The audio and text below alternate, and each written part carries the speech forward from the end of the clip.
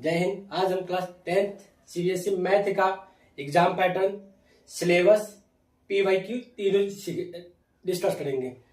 Exam pattern जो होगा section A B C D E कितना वेटेज रखेगा वो भी सब बताएंगे। प्लस सिलेबस क्या है, चैप्टर यूनिट वाइज, फिर चैप्टर वाइज, फिर टॉपिक वाइज, तीनों आज हम सीखेंगे।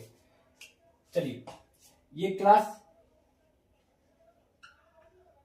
10th हो गया, क्लास 10th का मैथ।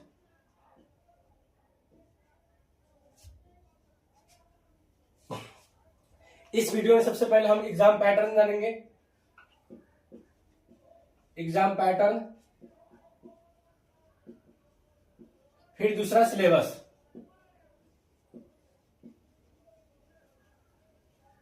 सिलेबस जो होगा 3 पार्ट में डिवाइड है, यूनिट वाइज, चैप्टर वाइज, फिर टॉपिक वाइज। इसमें कुल मिला के 7 यूनिट है, 14 चैप्टर है और टॉपिक वाइज है। तो इसका यूनिट वाइज क्या होगा, फिर चैप्टर वाइज क्या है, फिर इसके बाद टॉपिक वाइज है। ये तीनों हम सीखेंगे। इसमें एग्जाम पैटर्न क्या होगा, कैसे होगा। तो एग्जाम जो सेक्शन होगा, इसमें section A B C D और ई 5 सेक्शन में डिवाइड होगा। और जो टाइप ऑफ क्वेश्चन होगा इसमें,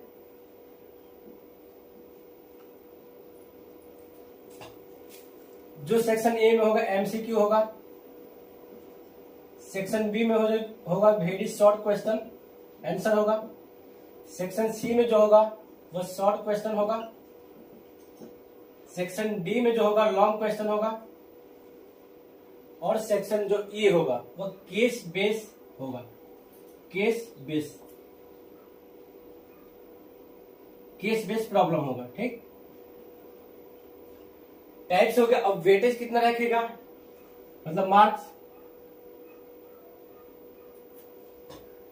नंबर ऑफ क्वेश्चन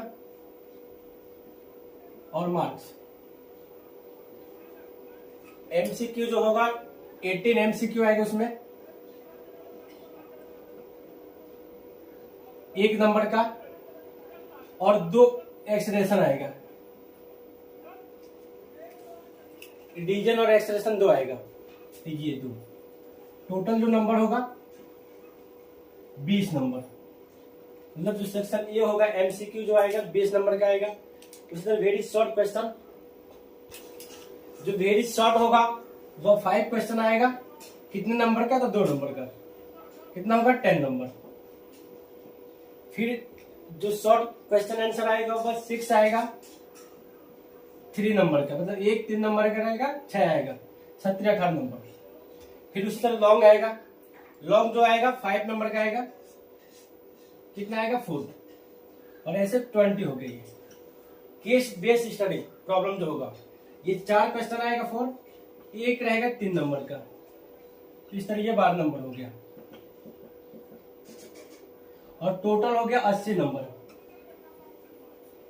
80 नंबर का पेपर आएगा और 20 नंबर आपका आएगा इंटरनल। उसमें प्रैक्टिकल होगा, वाइवा होगा और आपका डिसिप्लिन सबसे चेक किया जाता है। इस तरह 80 नंबर ये हो गया रिटेन और 20 नंबर इंटरनल। टोटल मिलाकर आपका 100 नंबर आ जाएगा।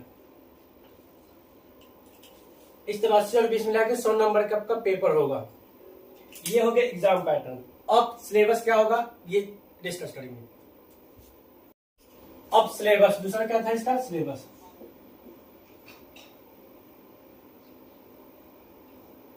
सिलेबस जो होगा यूनिट वाइज है, चैप्टर वाइज है और टॉपिक वाइज है।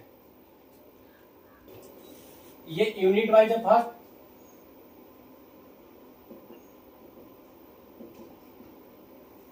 फिर चैप्टर वाइज,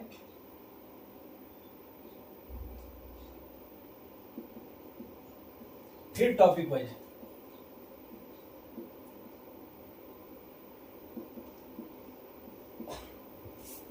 यूनिट 1 जो होगा और नंबर सिस्टम होगा,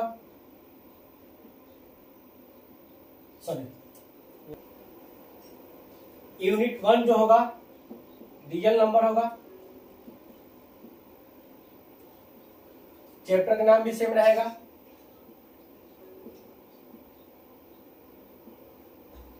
और इसमें जो टॉपिक होगा, इस रियल नंबर में 3 टॉपिक होगा। पहला प्राइम फैक्टराइजेशन,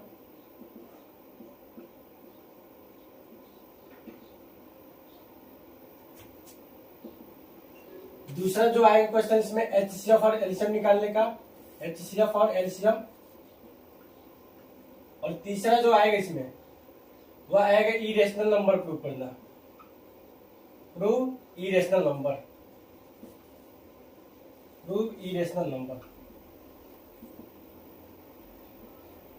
जैसे √2 होगा, √3, √5, इसी को शो करना रहता है कि इरेशनल नंबर प्रूव करना है। यही 3 टॉपिक है, प्राइम फैक्टराइजेशन, HCF और एलसीएम, और इरेशनल नंबर का प्रूव करना है। ये जो 3 टॉपिक होगा इसका वेटेज होगा, जो नंबर आएगा मार्क्स से बोर्ड पेपर में 6 नंबर का आएगा, इसका मतलब 6 नंबर इन 3 टॉपिक से आएगा। दूसरा यूनिट क्या है इसमें, अलजेब्रा। अलजेब्रा में 4 चैप्टर। फर्स्ट है पॉलिनोमियल, फिर सेकंड है लीनियर इक्वेशन इन 2 वेरिएबल,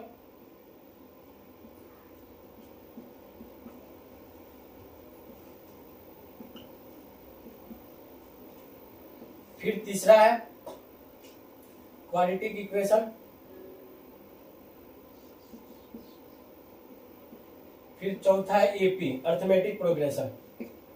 ये 4 टॉपिक मिला के 20 नंबर के पेपर में आएगा। ये आएगा 6 नंबर का, ये 4 नंबर का, ये फिर 6 नंबर का, और ये 4 नंबर का। इस तरह अलजेब्रा जो टॉप यूनिट है उसमें 4 चैप्टर मिला के 20 नंबर का आएगा। अब इसका सब टॉपिक क्या है, मतलब पॉलिनोमियल में क्या क्या टॉपिक है, फिर linear algebra, linear equation in 2 variable में क्या क्या टॉपिक है, फिर क्वाड्रेटिक में क्या टॉपिक है, फिर एपी में क्या टॉपिक है। यूनिट 2 में पॉलिनोमियल 6 नंबर का। अब इसका सब टॉपिक जो होगा, क्या क्या टॉपिक होगा इसमें, तो फर्स्ट जो होगा find the number of zeros, find number of zeros. फिर जो इसमें दूसरा टॉपिक होगा क्वाड्रेटिक इक्वेशन फाइंड आउट करना है, क्वाड्रेटिक इक्वेशन बनाना है। क्वाड्रेटिक इक्वेशन बनाना है जब रूट्स आर गिवन रहेगा, व्हेन रूट्स आर गिवन। फिर इसमें जो तीसरा टॉपिक आएगा कि वेरीफाई करना है, इसका रिलेशन फाइंड आउट करना है जीरोस का।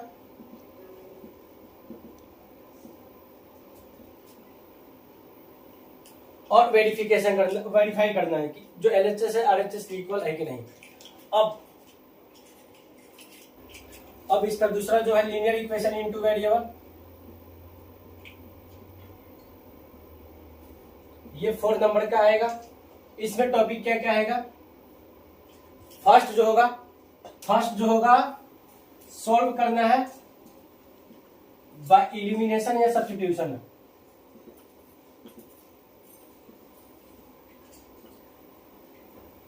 एलिमिनेशन एंड सब्स्टिट्यूशन मेथड से, मतलब एक्स वाई का मान फाइंड आउट करना है एलिमिनेशन या सब्स्टिट्यूशन मेथड से। पहला हो गया। दूसरा जो होगा इसमें स्टेटमेंट प्रॉब्लम होगा, स्टेटमेंट दिया रहेगा आपको और उसको सोल्यूशन करना पड़ेगा स्टेटमेंट को रीड करके। ये दूसरा यूनिट हो गया। अब इसमें तीसरा जो है क्वाड्रेटिक इक्वेशन, इसमें जो होगा चेक करना, पहला चेक क्वाड्रेटिक इक्वेशन है कि नहीं, मतलब आपको इक्वेशन रहेगा उसको चेक करना है क्वाड्रेटिक इक्वेशन रहेगा कि नहीं है। इसमें जो दूसरा होगा फाइंड नेचर करना है, find nature of quadratic equation. Equation का नेचर फाइंड आउट करना है, क्या यूनिक है, मेनी वन है कि कौन सा सॉल्यूशन रखता है। फिर जो तीसरा है इसमें फाइंड द वैल्यू ऑफ के, फाइंड वैल्यू ऑफ की जो होगा कांस्टेंट नंबर कोई होगा, और चौथा जो होगा स्टेटमेंट प्रॉब्लम।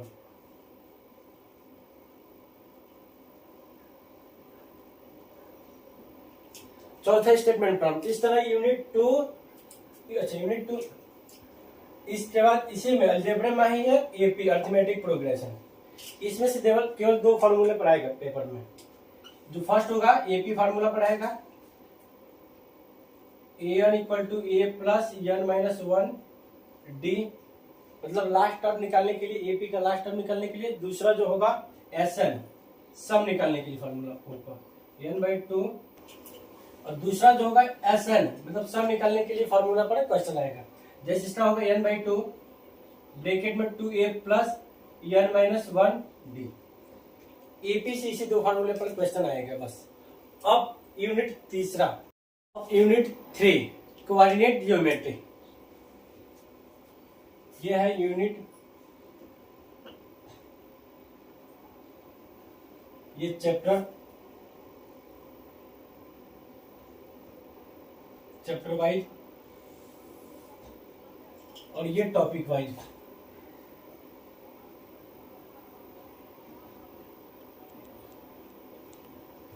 यूनिट 3 जो है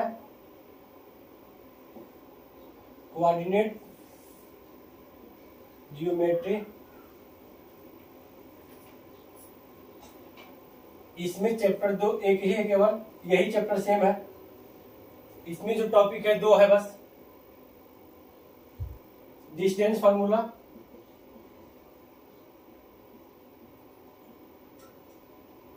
दूसरा सेक्शन फार्मूला।